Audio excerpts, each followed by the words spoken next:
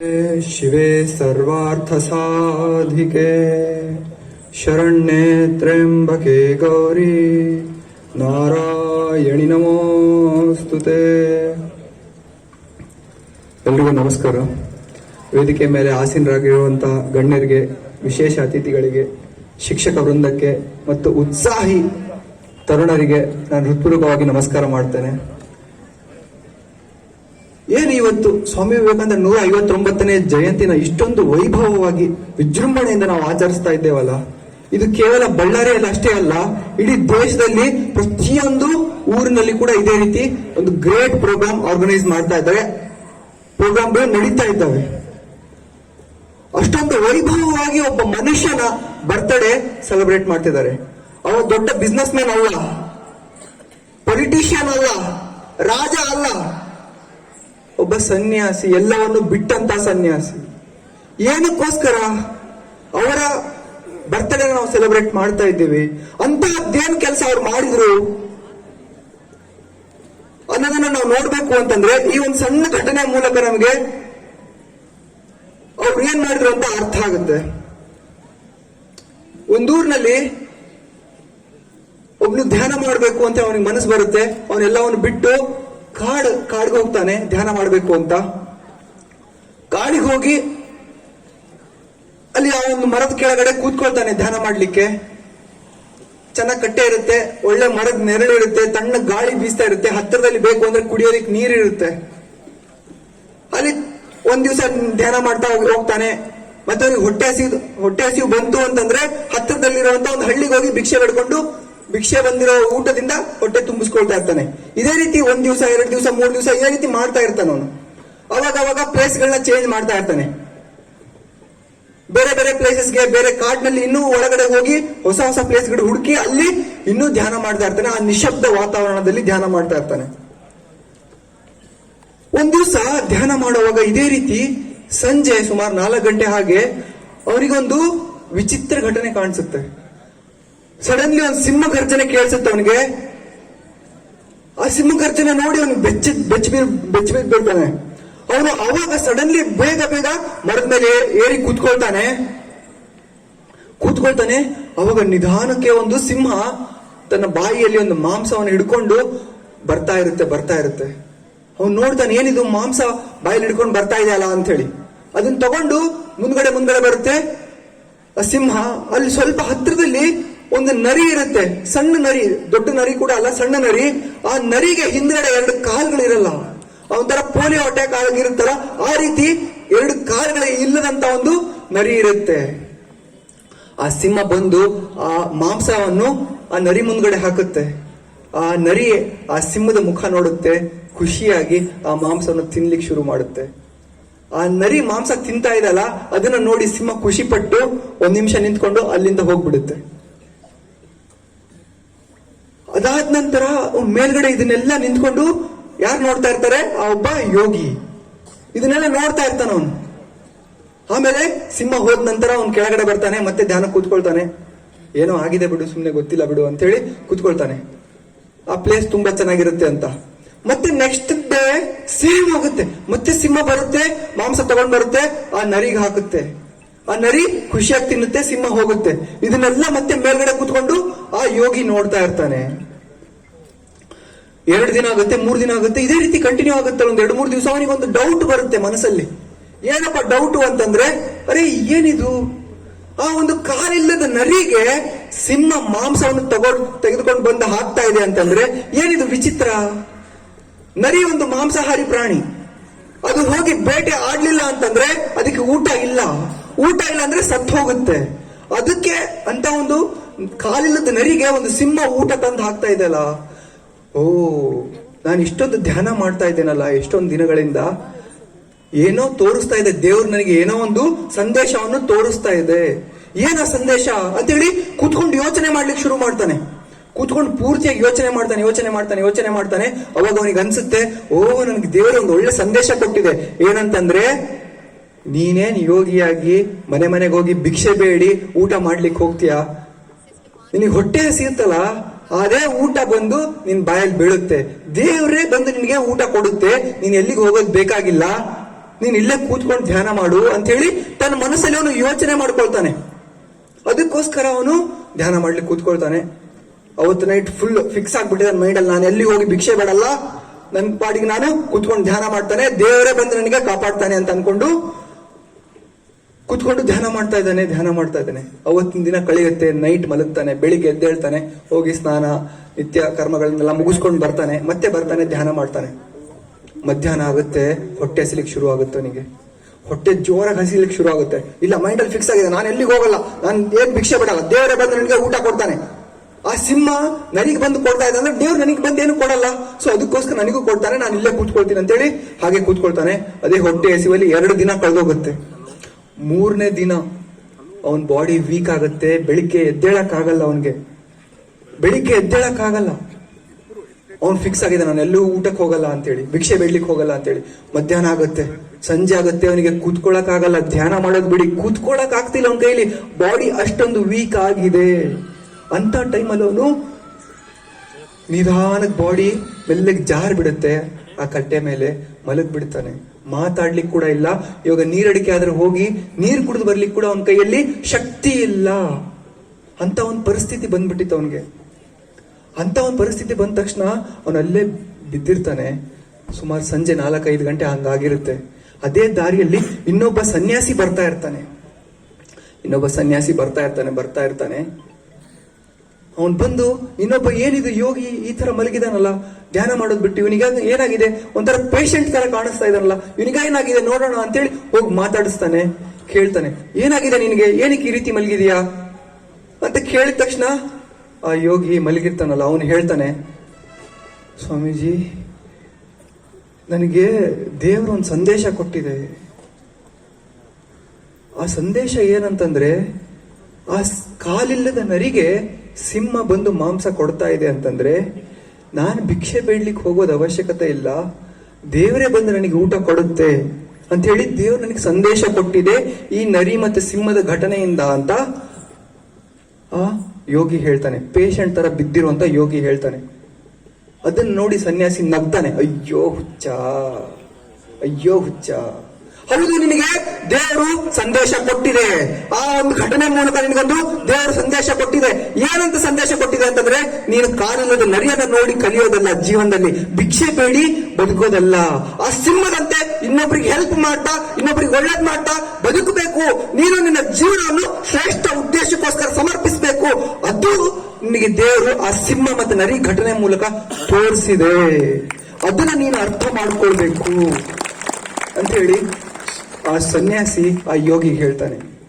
So Swami Vivekananda ಬರೋಕ್ಕಿಂತ ಮುಂಚೆ ನಮ್ಮ ದೇಶದ ಪರಿಸ್ಥಿತಿ ಕೂಡ ಆ ಬಿದ್ದಿರುವಂತ ಯೋಗಿ ತರ ಆಗಿತ್ತು.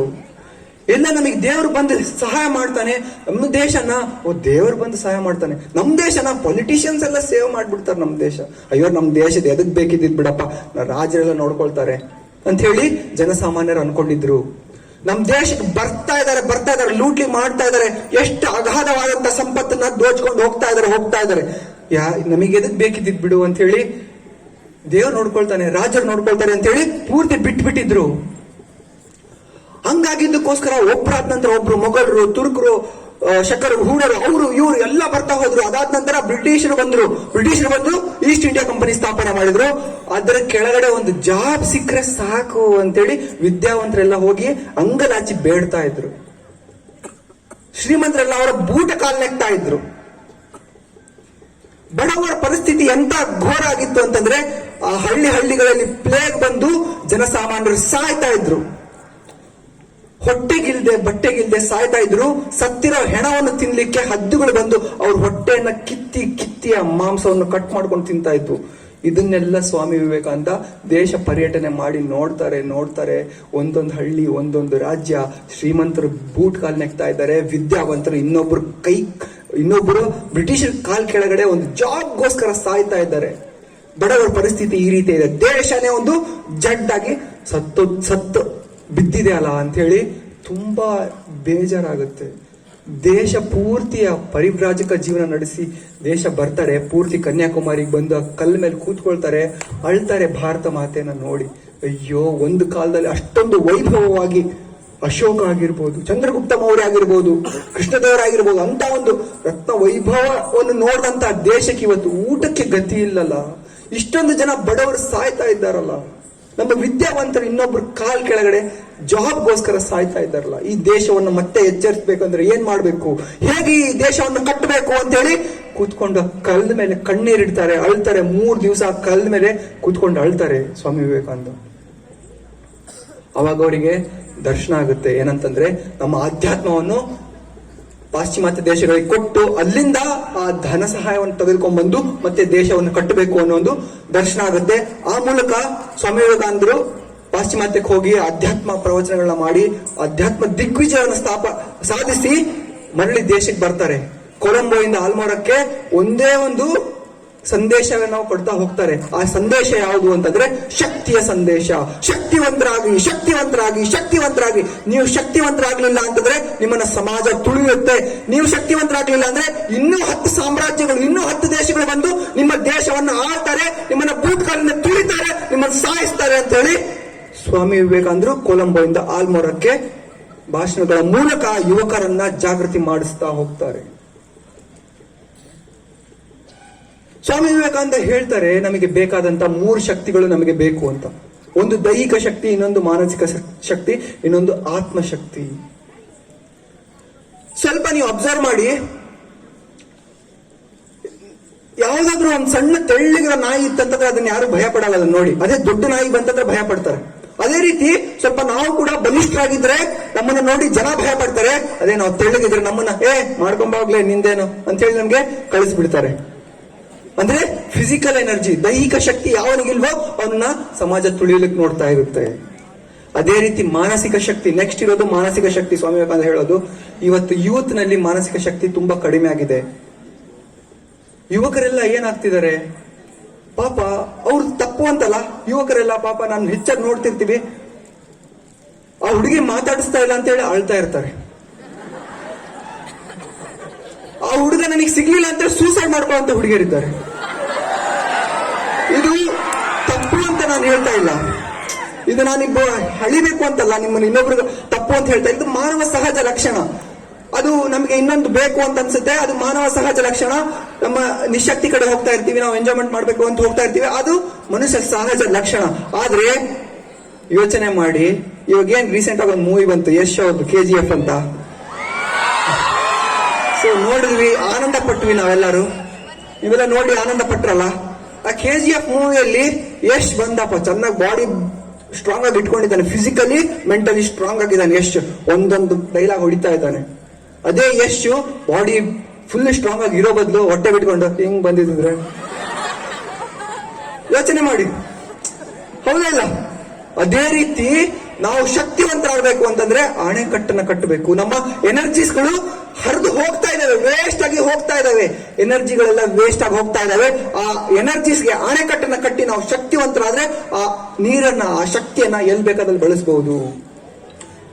ಸರ್ ಎಂ ವಿಶ್ವೇಶ್ವರಯ್ಯ ಇದನ್ನೇ ಕಂಡುಕೊಳ್ತಾರೆ. ಮೇಲಿಂದ ನೀರು ಧುಮುಕ್ತಾ ಇರುತ್ತೆ, ಎಲ್ಲರೂ ಬಂದು ನೋಡ್ತಾ ಇರ್ತಾರೆ, ವಾ ಎಷ್ಟು ಚೆನ್ನಾಗಿದೆ ಇದು ಅಂತ ಹೇಳಿ. ಆದ್ರೆ ಸ್ವಾಮಿ ಸರ್ ಎಂ ವಿಶ್ವೇಶ್ವರಯ್ಯ ನೋಡ್ತಾರೆ, ಅಯ್ಯೋ ಇಷ್ಟೊಂದು ನೀರು ವೇಸ್ಟ್ ಆಗ್ತಾ ಇದೆ, ಇಷ್ಟೊಂದು ಶಕ್ತಿ ವೇಸ್ಟ್ ಆಗ್ತಾ ಇದಲ್ಲ, ಇದಕ್ಕೊಂದು ಅಣೆಕಟ್ಟು ಕಟ್ಟಿ ಆ ಶಕ್ತಿ ನಾವೆಲ್ಲಾದ್ರೂ ಬಳಸ್ಕೊಳ್ಬಹುದು ಅಂತ ಹೇಳಿ ಅಣೆಕಟ್ಟನ್ನ ಕಟ್ಟಿಸ್ತಾರೆ. ಅದೇ ರೀತಿ ನಮ್ಮ ಮನಸ್ಸು ಇವಾಗ ಎಲ್ಲೆಲ್ಲೋ ಹೋಗ್ತಾ ಇದೆ. ಒಂದು ಡೈರೆಕ್ಷನ್ ಇದೆ ನಮ್ಮ ಮನಸ್ಸಿಗೆ, ಇವತ್ತು ಅಲ್ಲಿ ಹೋಗುತ್ತೆ, ಆಮೇಲೆ ಆ ಮೂವಿಗೆ ಹೋಗುತ್ತೆ, ಇವತ್ತು ಈ ಮೂವಿಗೆ ಹೋಗುತ್ತೆ, ಅವತ್ತು ಆ ಹೀರೋಯಿನ್ ಮುಂದೆ ಹೋಗುತ್ತೆ, ಇವತ್ತು ಆ ಹೀರೋಯಿನ್ ಮುಂದೆ ಹೋಗುತ್ತೆ. ಹೌದಾ ಇಲ್ಲ? ಇದು ತಪ್ಪು ಅಂತಲ್ಲ, ಅದು ನಮ್ಗೆ ಅಷ್ಟೊಂದು ಪ್ರಮೋಟ್ ಮಾಡ್ತಾರೆ, ಅಷ್ಟೊಂದು ದುಡ್ಡು, ಕೋಟಿಗಟ್ಟಲೆ ದುಡ್ಡು ಹಾಕಿ ಅವರು ಒಂದು ಮೂವಿ ಮಾಡ್ತಾ ಇದಾರೆ. ನೀವು ನೋಡ್ಬೇಕು, ನೀವು ನೋಡ್ಬೇಕು, ನಿಮ್ ಸಮಯನ ಕೊಡ್ಬೇಕು. ಯಾಕಂದ್ರೆ ಅವ್ರು ಬೆಳೀತಾರೆ, ಅವ್ರು ಬೆಳೆಯೋದಕ್ಕೋಸ್ಕರ ನಮ್ಮ ಜೀವನವನ್ನು ನಾವು ಹಾಳು ಮಾಡ್ಕೊಳ್ತಾ ಇದ್ದೇವೆ. ಸ್ವಲ್ಪ ಯೋಚನೆ ಮಾಡ್ಬೇಕು. ನಾವು 3 ತಾಸು ಮೂವಿ ನೋಡ್ಕೊಂಡ್ ಬಂದ್ರೆ ನಮ್ಮ ಜೀವನ ಹಾಳಾಗುತ್ತೆ. ನಾವು ಹೀರೋಗೆ ಪ್ರಮೋಟ್ ಮಾಡ್ತಾ ಇದ್ದೀವಿ, ನಮ್ ಪ್ರಮೋಷನ್ ಆಗ್ತಾ ಇಲ್ಲ. ಫ್ಯಾನ್ಸ್ ಆಗ್ತಾ ಇದೀವಿ, ಹೀರೋಗಳಾಗ್ತಾ ಇಲ್ಲ. ಹೀರೋಗಳಾಗಬೇಕು ಅಂತಂದ್ರೆ ಶಕ್ತಿ ಪಡಿಬೇಕು, ಮಾನಸಿಕ ಶಕ್ತಿಯನ್ನ ಪಡಿಬೇಕು. ಮಾನಸಿಕ ಶಕ್ತಿ ಎಲ್ಲಿಂದ ಬರುತ್ತೆ? ಸ್ವಾಮಿ ವಿವೇಕಾನಂದನ ಓದ್ಬೇಕು. ನೆಕ್ಸ್ಟ್ ಇನ್ನೊಂದು ಹೇಳ್ತಾರೆ ಸ್ವಾಮಿ ವಿವೇಕಾನಂದರು, ಆತ್ಮಶಕ್ತಿ ಅಂತ ಹೇಳಿ. ಆತ್ಮಶಕ್ತಿಗೆ ನೈಜ ಉದಾಹರಣೆ ಹೇಳ್ಬೇಕಂತಂದ್ರೆ, ಸುತ್ತಮುತ್ತ ಅನೇಕ ಹಳ್ಳಿ ಮಕ್ಕಳು ನನ್ನ ಹತ್ರ ಬರ್ತಾ ಇರ್ತಾರೆ, ಮಾತಾಡ್ತಾ ಇರ್ತಾರೆ, ಸ್ವಾಮೀಜಿ ನನಗೆ ಒಂದು ಜಾಬ್ ಬೇಕಿತ್ತು ಸ್ವಾಮೀಜಿ ಅಂತ. ನಾನು ಅವನಿಗೆ ಒಂದೇ ಪ್ರಶ್ನೆ ಕೇಳೋದು, ನಿಮ್ಮ ಎಷ್ಟು ಎಕರೆ ಗದ್ದೆ ಇದೆ ನಿಮ್ಗೆ ಅಂತ. ಸ್ವಾಮೀಜಿ ನಂದು 10 ಎಕರೆ ಗದ್ದೆ ಇದೆ. ಜಾಬ್ ಎಷ್ಟು ರೂಪಾಯಿ ಬೇಕು? 10,000 ರೂಪಾಯಿ ಜಾಬ್ ಇದ್ರೆ ಸಾಕು ಸ್ವಾಮೀಜಿ. ಜಾಬ್ ಇಲ್ಲ ಅಂದ್ರೆ ಜೀವನ ಇಲ್ಲ ಸ್ವಾಮೀಜಿ. 10 ಎಕರೆ ಗದ್ದೆ ಇದೆ, ಪಕ್ಕದಲ್ಲೇ ಗಂಗಾ ನದಿ ಹರಿತಾ ಇದೆ, ಅಮೃತ ಸಿಗ್ತಾ ಇದೆ, ಇಲ್ಲಿ ಪಕ್ಕದಲ್ಲಿ ಒಂದು ಬಾವಿ ತೋಡ್ಲಿಕ್ಕೆ ಶ್ರಮ ಪಡ್ತಾ ಇದ್ದಾರೆ. ಹುಚ್ಚರನ್ಬೇಕಾ ಏನನ್ಬೇಕು ಇವ್ರನ್ನ? ಕೃಷಿಯನ್ನ ಕಷ್ಟಪಟ್ಟು ಕೃಷಿಗೆ ಹೋದ್ರೆ 10 ಎಕರೆಯಲ್ಲಿ ವರ್ಷಕ್ಕೆ 10 ಲಕ್ಷ ರೂಪಾಯಿ ದುಡಿಬಹುದು. ಇಲ್ಲಿ 10,000 ರೂಪಾಯಿ ದುಡಿದಕ್ಕೋಸ್ಕರ ಯುವಕರು ಹೋಗ್ತಾ ಇದ್ರು. ಏನಕ್ಕೆ ಇದು ಈ ರೀತಿ ಏನಕ್ಕಾಗ್ತಿದೆ ಅಂದ್ರೆ ಯುವಕರಲ್ಲಿ ಆತ್ಮಶಕ್ತಿ ಇಲ್ಲ. ಅದೇ ಆತ್ಮಶಕ್ತಿ ಬಂತಂದ್ರೆ ಅವರೇ ದೇಶವನ್ನು ಕಟ್ತಾರೆ, ತಮ್ಮ ಕಾಲ ಮೇಲೆ ತಾವು ನಿಂತ್ಕೊಂಡು ತಾವು ಕೂಡ ಬೆಳಿತಾರೆ, ದೇಶವನ್ನು ಕೂಡ ಬೆಳೆಸ್ತಾರೆ. ಅದಕ್ಕೋಸ್ಕರ ನಮ್ಗೆ ಬೇಕಾದಂತಹುದು 3 ಶಕ್ತಿಗಳು. ಒಂದು ದೈಹಿಕ ಶಕ್ತಿ, ಮಾನಸಿಕ ಶಕ್ತಿ, ಆತ್ಮಶಕ್ತಿ. ನಾವು ಇಲ್ಲಿ ಗಣ್ಯರಿದ್ದಾರೆ, ಅವರೆಲ್ಲರ ಜೀವನದಲ್ಲಿ ನಾವು ನೋಡ್ತಾ ಹೋದ್ರೆ ಅವ್ರು ಅನುಭವಿಸಿರ್ತಾರೆ. ಏನಂತಂದ್ರೆ ಅನೇಕ ಕಷ್ಟಗಳು ಅವ್ರ ಜೀವನದಲ್ಲಿ ಬಂದಿರ್ತವೆ, ಒಂದಲ್ಲ ಎರಡಲ್ಲ, ಅನೇಕ ಕಷ್ಟಗಳು, ಅನೇಕ ಸಮಸ್ಯೆಗಳು ಬಂದಿರ್ತವೆ. ಅವರು ಸಮಸ್ಯೆ ಬಂತು ಅಂತೇಳಿ ಸಮಸ್ಯೆಯಿಂದ ಓಡೋಗಿರಲ್ಲ, ಸಮಸ್ಯೆಯನ್ನ ಶಕ್ತಿಯಿಂದ ಎದುರಿಸಿರ್ತಾರೆ. ಅದೇ ರೀತಿ ನಮ್ಮ ಜೀವನದಲ್ಲಿ ಇವತ್ತು ಹೆಂಗಿದ್ದೀವಿ, ಇವತ್ತು ಆರಾಮಾಗಿ ಓದ್ತಾ ಇದ್ದೀವಿ, ಜಾಬ್ ಇನ್ನು ನಮ್ ಲೈಫ್ಗೆ ಎಂಟರ್ ಆಗ್ಲಿಲ್ಲ ಇನ್ನು ನಾವು. ಒಂದ್ಸರಿ ನೀವು ಕಾರ್ಪೊರೇಟ್ ಲೈಫ್ ಹೋದ ತಕ್ಷಣ ನಿಮಗೆ ಅನೇಕ ಸಮಸ್ಯೆಗಳು ಬರ್ತಾ ಹೋಗ್ತವೆ. ಮ್ಯಾನೇಜರ್ ಹಾಗಂದ ಹೀಗಂದ ಅಂತೇಳಿ ಆ ಸಮಸ್ಯೆಗಳನ್ನ ಎದುರಿಸಬೇಕು ಅಂತಂದ್ರೆ ಶಕ್ತಿ ಬೇಕು. ಶಕ್ತಿ ಇಲ್ಲ ಅಂದ್ರೆ ಸಾವಿಗೆ ಶರಣಾಗಬೇಕು ಅಷ್ಟೇ. ಇಲ್ಲಿಂದ ಅಲ್ಲಿ, ಅಲ್ಲಿಂದ ಅಲ್ಲಿ ಕಂಪನಿಗಳನ್ನ ಚೇಂಜ್ ಮಾಡ್ತಾ ಹೋಗ್ತಾರೆ. ಅದಕ್ಕೋಸ್ಕರ ನಮಗೆ ಬೇಕಾದಂತದ್ದು ಶಕ್ತಿ, ಶಕ್ತಿ, ಶಕ್ತಿ ಅಂತೇಳಿ ಸ್ವಾಮಿ ವಿವೇಕಾನಂದರು ಮತ್ತೆ ಮತ್ತೆ ಮತ್ತೆ ಹೇಳ್ತಾ ಇದ್ರು. ಸ್ವಾಮಿ ವಿವೇಕಾನಂದರನ್ನ ಓದಿ ಅನೇಕ ಮಹಾನ್ ವ್ಯಕ್ತಿತ್ವಗಳು ನಿರ್ಮಾಣವಾಗಿದ್ದಾವೆ. ಸ್ವಾಮಿ ವಿವೇಕಾನಂದರ ಪುಸ್ತಕಗಳನ್ನ ಓದಿ ಸುಭಾಷ್ ಚಂದ್ರ ಬೋಸರು ಸಣ್ಣದಿದ್ದಾಗೆ ಧ್ಯಾನ ಮಾಡ್ಲಿಕ್ಕೆ ಶುರು ಮಾಡ್ತಾರೆ. ಅದಾದ ನಂತರ ನನ್ನ ಜೀವನವನ್ನು ನಾನು ರಾಷ್ಟ್ರಕ್ಕೋಸ್ಕರ ಅರ್ಪಣೆ ಮಾಡಬೇಕು ಅಂತೇಳಿ ಫಿಕ್ಸ್ ಆಗ್ತಾರೆ. ಅಂದ್ರೂ ಕೂಡ ತಂದೆ ಒತ್ತಾಯದ ಮೇರೆಗೆ IAS ಪಾಸ್ ಆಗ್ತಾರೆ. IAS ಅದು ಕೂಡ ಹೇಗ್ ಪಾಸ್ ಆಗ್ತಾರೆ ಗೊತ್ತಾ? ಯಾವ್ದು ಲಾಸ್ಟ್ 3 ಪಾಸ್ ಆಗಲ್ಲ, 4th ರ್ಯಾಂಕ್ ಬಂದು ಪಾಸ್ ಆಗ್ತಾರೆ. IAS ನ ಅವಾಗಿನ ಕಾಲದಲ್ಲಿ ಅಷ್ಟು ಕಷ್ಟ ಇತ್ತು. 4th ರ್ಯಾಂಕ್ ಬಂದು ಪಾಸ್ ಆಗ್ತಾರೆ. ಅಪ್ಪ ನೀನ್ ಹೇಳ್ದಿ ನಾನು IAS ಆಗ್ಬೇಕು ಅಂತ, ನಾನು IAS ಆಗಿದ್ದೀನಿ. ಅದು ನಂದು ಇವಾಗ ಕನಸಿದೆ. ನನ್ನ ಜೀವನವನ್ನು ನಾನು ರಾಷ್ಟ್ರಕ್ಕೋಸ್ಕರ ಸಮರ್ಪಣೆ ಮಾಡ್ಬೇಕು ಅಂತ ಅನ್ಕೊಂಡಿದ್ದೇನೆ. ಅದಕ್ಕೋಸ್ಕರ ನಾನು ಇವತ್ತು ಮನೆ ಬಿಟ್ಟು ನಾನು ರಾಷ್ಟ್ರಕ್ಕೋಸ್ಕರ ನಿಂತ್ಕೊಳ್ತೇನೆ ಅಂತೇಳಿ ಮನೆ ಬಿಟ್ಟು ಹೋಗ್ತಾರೆ. ಯಾರು? ಅದಕ್ಕೆ ಅವರಿಗೆ ಸ್ಫೂರ್ತಿ ನೀಡಿದಂತವರು ಸ್ವಾಮಿ ವಿವೇಕಾನಂದ. ಸ್ವಾಮಿ ವಿವೇಕಾನಂದರನ್ನ ಓದಿ ಗಾಂಧೀಜಿ ಹೇಳ್ತಾರೆ, ನನ್ನಲ್ಲಿ 1% ದೇಶಭಕ್ತಿ ಇತ್ತು, ನನ್ನಲ್ಲಿ 1% ದೇಶಭಕ್ತಿ ಇತ್ತು. ಸ್ವಾಮಿ ವಿವೇಕಾನಂದರನ್ನ ಓದಿದ ನಂತರ 100 ಪಟ್ಟು ದೇಶಭಕ್ತಿ ಆಯ್ತು. ಅವರು ಕೊಟ್ಟಿದಂತಹ ದೇಶಭಕ್ತಿಯ ಚಿಲುಮೆಯಿಂದಲೇ ನಾನು ದೇಶಕ್ಕೋಸ್ಕರ ಕೆಲಸ ಮಾಡುವಂತಾಯ್ತು ಅಂತ ಹೇಳಿ ಆಯ್ತು ಅಂತ ಹೇಳ್ತಾರೆ ಗಾಂಧೀಜಿ. ಅದೇ ರೀತಿ ಅನೇಕ ಉತ್ಸಾಹಿ ತರುಣರೆಲ್ಲರೂ ಆ ಸ್ವಾಮಿ ವಿವೇಕಾನಂದರ ವಿಚಾರಧಾರೆಗಳನ್ನ ತಮ್ಮ ಜೀವನದಲ್ಲಿ ಅಳವಡಿಸಿಕೊಂಡು ಶ್ರೇಷ್ಠ ವ್ಯಕ್ತಿತ್ವಗಳಾಗಿ ಹೊರಹೊಮ್ಮಿದ್ದಾರೆ. ರೀಸೆಂಟ್ ಆಗಿ ಒಬ್ರು ಬಾಬರ್ ಅಲಿ ಅಂತ ಸ್ವಾಮಿ ವಿವೇಕಾನಂದರ ಒಂದೇ ಒಂದು ಮಾತು ಅವ್ರಿಗೆ ಇನ್ಸ್ಪೈರ್ ಆಗಿದೆ. ಏನಂತಂದ್ರೆ they alone live who live for others ಅಂತ. ಅದನ್ನ ಓದ್ತಾರೆ.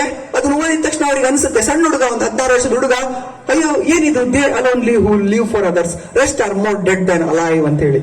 ಏನಿದು, ಯಾರು ಇನ್ನೊಬ್ಬರಿಗೋಸ್ಕರ ಬದುಕ್ತಾರಲ್ಲ ಅವರೇ ಬದುಕ್ತಾರೆ, ಉಳಿದವರೆಲ್ಲ ಬದುಕಿದ್ದು ಸತ್ತಂತೆ. ಏನಕ್ಕೋಸ್ಕರ ಈ ರೀತಿ ಹೇಳಿದಾರೆ ಅನ್ನೋ ಒಂದು ಕ್ವಶನ್ ಬರುತ್ತೆ ಮೈಂಡ್ ಅಲ್ಲಿ ಆ ಹುಡುಗನಿಗೆ. ಅವನು ಯೋಚನೆ ಮಾಡ್ತಾನೆ, ಹೌದಲ್ಲ ನಾನು ಯಾವ ರೀತಿ ಇನ್ನೊಬ್ಬರಿಗೋಸ್ಕರ ಬದುಕಲಿ ಅಂತ ಹೇಳಿ. ಅವನು ಅದಕ್ಕೋಸ್ಕರ ಆ ಹಳ್ಳಿಯಲ್ಲಿ ಒಂದ್ 4 ಜನ ಮಕ್ಕಳನ್ನ ಕರ್ಕೊಂಡು ಬಂದು ಟ್ಯೂಷನ್ ಶುರು ಮಾಡ್ತಾನೆ. ಮಕ್ಕಳಿಗೆ ಹೇಳ್ತಾ ಹೋಗ್ತಾನೆ, ಪಾಠವನ್ನ ಹೇಳ್ತಾ ಹೋಗ್ತಾನೆ. ಆ ಮೂಲಕ ನಿಧಾನಕ್ಕೆ ಟ್ಯೂಷನ್ ಹೋಗಿ ಅದು ಸ್ಕೂಲ್ ಆಗುತ್ತೆ, ಸ್ಕೂಲ್ ಆಗಿ ದೊಡ್ಡ ಸ್ಕೂಲ್ ಆಗುತ್ತೆ. 4-5 ವರ್ಷದಲ್ಲಿ ಯಂಗೆಸ್ಟ್ ಹೆಡ್ ಮಾಸ್ಟರ್ ಇಂದ ವರ್ಲ್ಡ್ ಆಗ್ತಾನೆ ಬಾಬರ್ ಅಲಿ ಅಂತ ಒಬ್ಬ ಯುವಕನನ್ನ ಇನ್ಸ್ಪೈರ್ ಮಾಡಿದ್ದು ಸ್ವಾಮಿ ವಿವೇಕಾನಂದರು ಒಂದೇ ಒಂದು ನುಡಿ. ಅದೇ ರೀತಿ ನಾವು ಕೂಡ ಇವತ್ತು ಇನ್ಸ್ಪೈರ್ ಆಗ್ಬೇಕಾಗಿದೆ. ದೇಶಕ್ಕೋಸ್ಕರ ನಮ್ಮ ಜೀವನವನ್ನು ಸಮರ್ಪಣೆ ಮಾಡ್ಕೊಳ್ಬೇಕಾಗಿದೆ.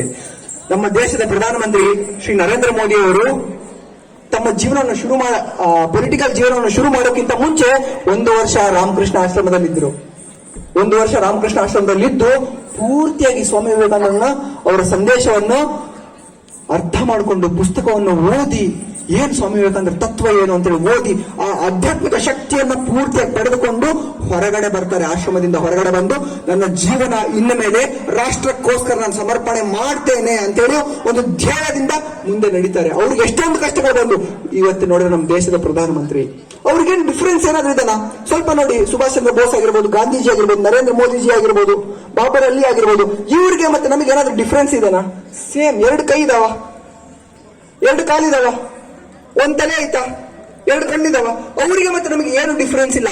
ಆ ಒಂದು ಮಾನಸಿಕ ಶಕ್ತಿ ಮತ್ತು ಆಧ್ಯಾತ್ಮಿಕ ಶಕ್ತಿಯ ವ್ಯತ್ಯಾಸ ಅಷ್ಟೇ.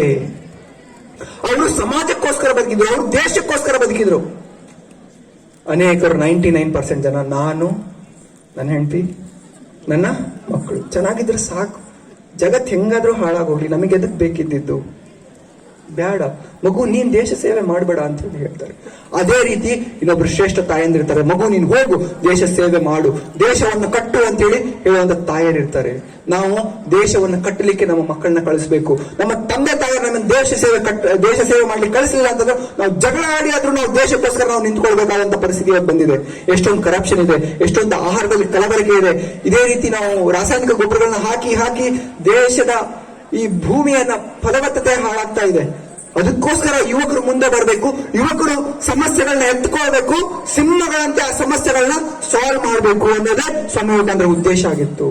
ಸ್ವಾಮಿ ವಿವೇಕಾನಂದರ ಪೂರ್ತಿ ಸಂದೇಶ ಏನು ಅಂತಂದ್ರೆ ಯುವಕರನ್ನ ಶಕ್ತಿಶಾಲಿಗಳನ್ನಾಗಬೇಕು, ಶಕ್ತಿಶಾಲಿಗಳನ್ನಾಗಿ ಮಾಡಬೇಕು, ಅವರ ಜೀವನವನ್ನು ರಾಷ್ಟ್ರಕ್ಕೋಸ್ಕರ ಸಮರ್ಪಣೆ ಮಾಡುವಂತೆ ಮಾಡಬೇಕು ಅನ್ನೋದೊಂದು ಅವತ್ತು ಮೂಲ ಉದ್ದೇಶ ಆಗಿತ್ತು.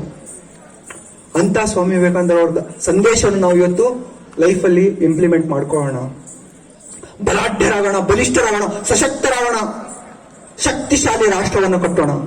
ನಾವು ನಮ್ಮ ದೇಶಕ್ಕೋಸ್ಕರ ಇವತ್ತು ಬದುಕಲಿಲ್ಲ ಅಂತಂದ್ರೆ ಇವಾಗ ಆಲ್ರೆಡಿ ಶುರುವಾಗಿದೆ, ಮತ್ತೆ ಇನ್ನೊಂದು ಅಟ್ಯಾಕ್ ಶುರುವಾಗಿದೆ. ದೊಡ್ಡ ದೊಡ್ಡ MNC ಕಂಪನಿಗಳೆಲ್ಲ ಬಂದು ಇನ್ವೆಸ್ಟ್ಮೆಂಟ್, ಫಾರಿನ್ ಇನ್ವೆಸ್ಟ್ಮೆಂಟ್ ಬಂದು ಇಂಡೈರೆಕ್ಟ್ ಆಗಿ ಲೂಟಿ ಮಾಡ್ತಾ ಇದ್ದಾರೆ. ಇದ್ರ ಬಗ್ಗೆ ಸ್ವಲ್ಪ ಯೋಚನೆ ಮಾಡಬೇಕು. ಆ ಲೂಟಿಗೆ ಸೇವೆ ಮಾಡ್ತಾ ಇರೋರು ಯಾರು ಅಂದ್ರೆ ಮತ್ತೆ ಅದೇ ವಿದ್ಯಾವಂತರು, ಕಾಲೇಜಲ್ಲಿ ಓದಂತ IC ಆಗಿರ್ಬೋದು, EC ಆಗಿರ್ಬೋದು, ಎಂಜಿನಿಯರ್ಸ್, ಡಾಕ್ಟರ್ಸ್ ಅವರೇ ಓದಿ ಮತ್ತೆ ಫಾರಿನರ್ಸ್ಗೆ ಸೇವೆ ಮಾಡ್ಲಿಕ್ಕೆ ನಿಂತ್ಕೊಳ್ತಾ ಇದೀವಿ. ಆ ರೀತಿ ಆಗಬಾರ್ದು. ಪ್ರತಿಯೊಬ್ಬ ಯುವಕರು ಸ್ವಾಮಿ ವಿವೇಕಾನಂದರನ್ನ ಓದಬೇಕು, ಶಕ್ತಿಶಾಲಿಗಳಾಗಬೇಕು, ದೇಶ ಕಟ್ಟುವ ಕೆಲಸಗಳಲ್ಲಿ ನಿಂತ್ಕೊಳ್ಬೇಕು. ಆ ಶಕ್ತಿಶಾಲಿ ಯಾವ ರೀತಿ ಆಗಬೇಕು ಅಂತಂದ್ರೆ ದೈಹಿಕ ಶಕ್ತಿಯನ್ನು ಪಡಿಬೇಕು, ಮಾನಸಿಕ ಶಕ್ತಿಯನ್ನು ಪಡಿಬೇಕು, ಆತ್ಮಶಕ್ತಿಯನ್ನು ಪಡಿಬೇಕು. ಶಕ್ತಿ ನಾವು ಪಡೆದುಕೊಂಡಿಲ್ಲ ಅಂತಂದ್ರೆ ಸಮಾಜ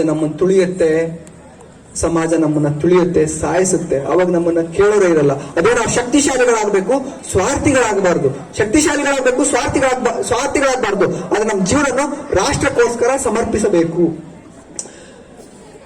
ಇಂಥ ಒಂದು ಅದ್ಭುತ ಕಾರ್ಯಕ್ರಮದಲ್ಲಿ ಇವತ್ತು ನಾವು ಸ್ವಾಮಿ ವಿವೇಕಾನಂದರ ಸಂದೇಶವನ್ನ, ಆ ಶಕ್ತಿಯ ಜ್ಞಾನವನ್ನು, ಸ್ಫೂರ್ತಿಯನ್ನ, ಅದನ್ನೆಲ್ಲ ಅರ್ಥ ಮಾಡ್ಕೊಂಡಿದ್ದೇವೆ. ಯುವಕರೆಲ್ಲರಿಗೂ ಈ ಕಾರ್ಯಕ್ರಮ ಶಕ್ತಿ ಮತ್ತು ಸ್ಫೂರ್ತಿಯನ್ನ ನೀಡಿದೆ ಅಂತ ನಾನು ಅರ್ಥ ಅನ್ಕೊಳ್ತೇನೆ. ನಾನೊಂದು ರಿಕ್ವೆಸ್ಟ್ ಮಾಡ್ತೇನೆ. ಇವತ್ತು ಸ್ವಾಮಿ ವಿವೇಕಾನಂದರ 12ನೇ ತಾರೀಕು ಜನ್ಮದಿನ ಇದೆಯಲ್ಲ, ಸ್ವಾಮಿ ವಿವೇಕಾನಂದ ಏನ್ ಕೇಳಿದ್ದು, ಶಕ್ತಿಶಾಲಿ ಯುವಕರು ಬೇಕು ಅಂತ. ನಾನು ಒಂದೇ ಒಂದು ರಿಕ್ವೆಸ್ಟ್ ನಿಮ್ಮೆಲ್ಲರಿಗೂ, ಸಣ್ಣ ರಿಕ್ವೆಸ್ಟ್, ದೊಡ್ಡದೇನ್ ಮಾಡಲ್ಲ, ಕೇಳ್ಬೋದಾ? ನಾನು ಸಣ್ಣ ರಿಕ್ವೆಸ್ಟ್ ಮಾಡ್ತೀರಾ? ಓಕೆ, ಗರ್ಲ್ಸ್ ಇನ್ ಸೌಂಡ್ ಜಾಸ್ತಿ ಬರ್ತಾ ಇದೆ. ಸ್ತ್ರೀ ಶಕ್ತಿ. ರಿಕ್ವೆಸ್ಟ್ ಏನಪ್ಪಾ ಅಂತಂದ್ರೆ 21 ದಿನಗಳ ಕಾಲ, ಇವತ್ತಿಲ್ಲ ನಾಳೆಯಿಂದ 21 ದಿನಗಳ ಕಾಲ ನಾವು ಶಕ್ತಿವಂತರಾಗೋದಕ್ಕೆ ಪ್ರಯತ್ನ ಪಡಬೇಕು. 10 ನಿಮಿಷ ಪ್ರತಿ ದಿವಸ 10 ನಿಮಿಷ ಎಕ್ಸರ್ಸೈಸ್ ಮಾಡ್ಬೋದಾ? ಎಷ್ಟು ಜನ ಕೈ ಎತ್ತಿ, ಎಷ್ಟು ಜನ 10 ನಿಮಿಷ ಎಕ್ಸರ್ಸೈಸ್ ಮಾಡ್ಬೋದು? 10 ನಿಮಿಷ ಸ್ವಾಮಿ ವಿವೇಕಾನಂದರಿಗೋಸ್ಕರ 21 ದಿವಸ ಮಾಡ್ಬೋದಾ?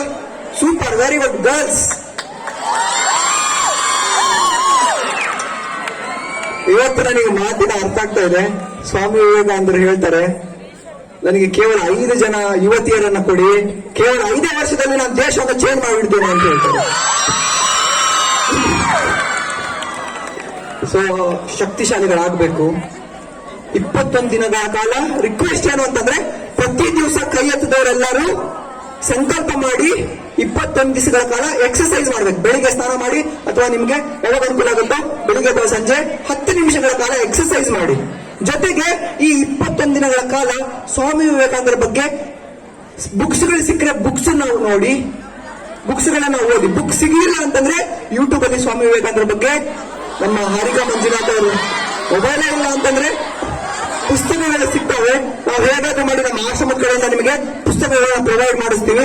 ಈ 21 ದಿನಗಳ ಕಾಲ ರಿಕ್ವೆಸ್ಟ್ ಏನಂದ್ರೆ ಪ್ರತಿ ದಿವಸ ಸ್ವಲ್ಪ ಹೊತ್ತು ಸ್ವಾಮಿ ವಿವೇಕಾನಂದರ ನಾವು ಓದಬೇಕು. ಆಗಬಹುದಾ? ಶಕ್ತಿಶಾಲಿಗಳಾಗೋಣ, ನಮ್ಮ ದೇಶವನ್ನು ಕಟ್ಟೋಣ ಅಂತ ಹೇಳಿ ನಾನು ನಿಮಗೆ ಮತ್ತೆ ಕೇಳ್ಕೊಳ್ತೇನೆ.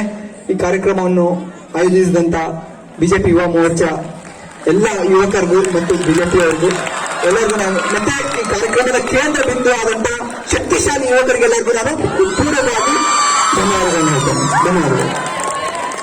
ಯಜ್ಞ